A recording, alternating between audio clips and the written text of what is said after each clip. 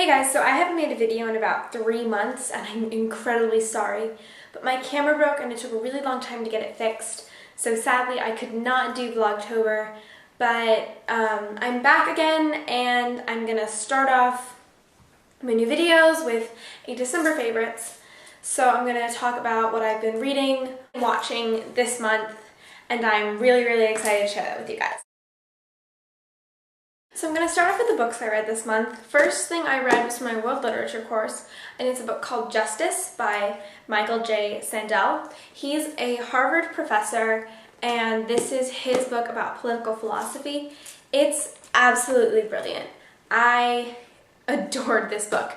If you're not into political philosophy, it's probably quite dull, but I didn't know that I was into political philosophy. I actually thought I hated politics and philosophy, and I'm still pretty against politics, but philosophy, this is absolutely fascinating. I recommend, if you read this book, his lectures from Harvard are all online, and I recommend watching them because they're a fantastic supplement to this book. The next book I read, if you're into young adult fiction or you're a nerd fighter, you've absolutely heard of this book. It's called Abundance of Katherines by John Green, and I had never read a John Green book before, besides Will Grayson, Will Grayson, which is co-written by David Levitan, which is also a brilliant book. But I'd heard a ton about this book, so I read it. It did not disappoint. John Green is a fantastic writer. His characters managed to be really quirky and relatable at the same time, and I found his relationships to be really believable, and I absolutely love this book. One of my favorite parts about it is the footnotes and random facts. It's told from the perspective of a child prodigy who tends to remember everything he's read, thus the entire book is filled with footnotes about one thing or another. It's hilarious, and I loved this book. The next book I do not have with me because I lent it to my boyfriend the day after I read it because it was so fantastic. John Green's first novel, Looking for Alaska. Possibly one of the best books I've ever read. It was incredibly relatable and touching and beautifully written, and a fantastic mix of funny and tragic, and it was just gorgeous. It was completely gorgeous. Also very quirky characters.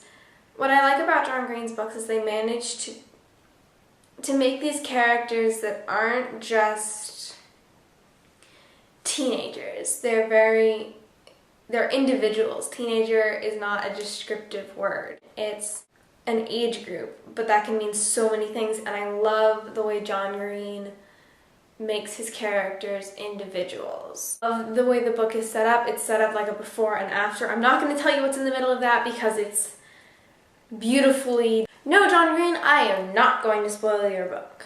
Done, but that's the way the book is structured, and it's a fantastic structure.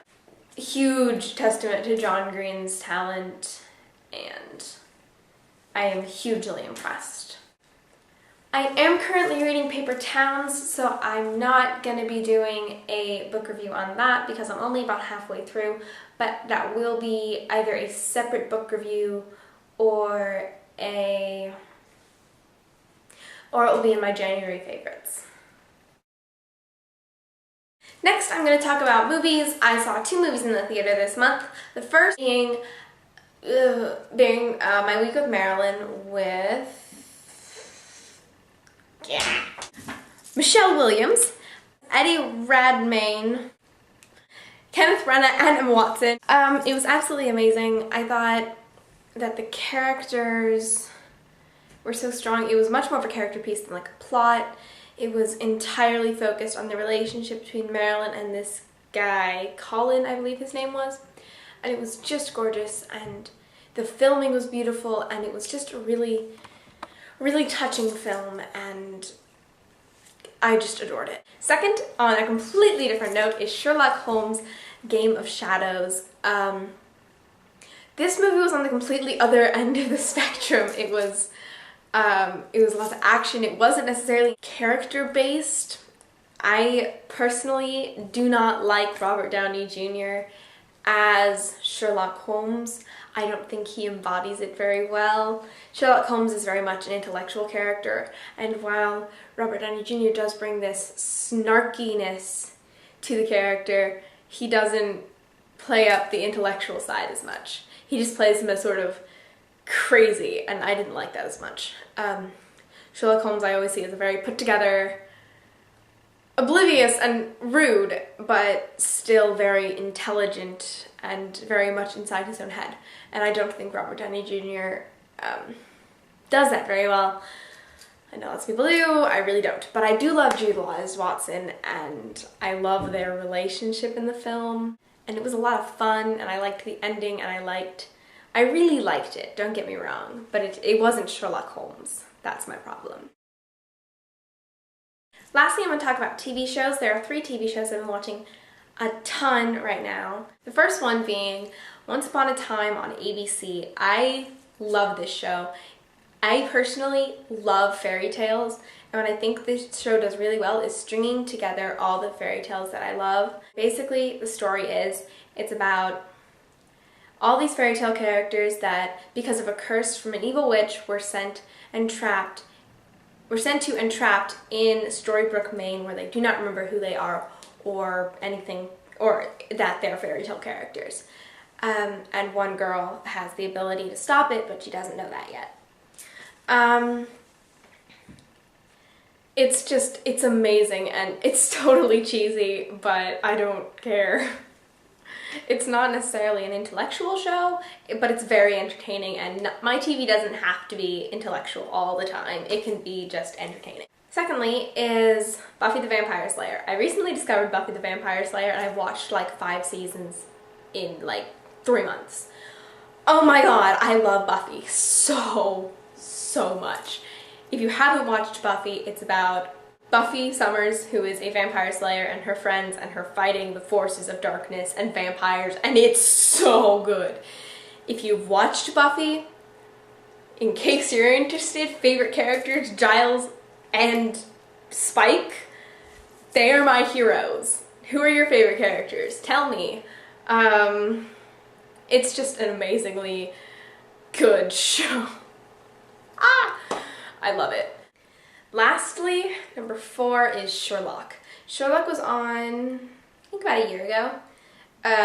They did 3 episodes of a 21st century Sherlock Holmes. It's technically a crime drama, and what I think is interesting is that despite the fact that it is set in 21st century London, they embodied the roles of Sherlock and John so much better than Robert Downey Jr. and Jude Law do. They're played by Benedict Cumberbatch, who plays Sherlock. Best name ever, in case you were wondering. And John Watson is played by Martin Freeman. But Cumberbatch is incredibly snarky and manages to be completely oblivious and completely aware at the exact same time, and I love him. He is the best Sherlock ever. Probably not. It's really, really good. That's what I've been reading and watching this month. I'm going to do this really fast because my camera's going to run out of battery really, really soon. But thank you all for watching. Don't forget to like and subscribe. It really, really helps me out. Leave a comment below. Tell me what your favorites have been this month. Tell me what you thought of any of my favorites. And if you have any recommendations for me, I love book recs and movie recs. Tell me in the comments. Thanks for watching. Happy New Year! One thing I forgot to say is that I got a new camera, which shoots videos, so I will be able to vlog on the go now, and I'm really, really excited to take you like backstage with me and meet all my friends. So yeah, I'm gonna be able to do that now. I gotta plug in my camera.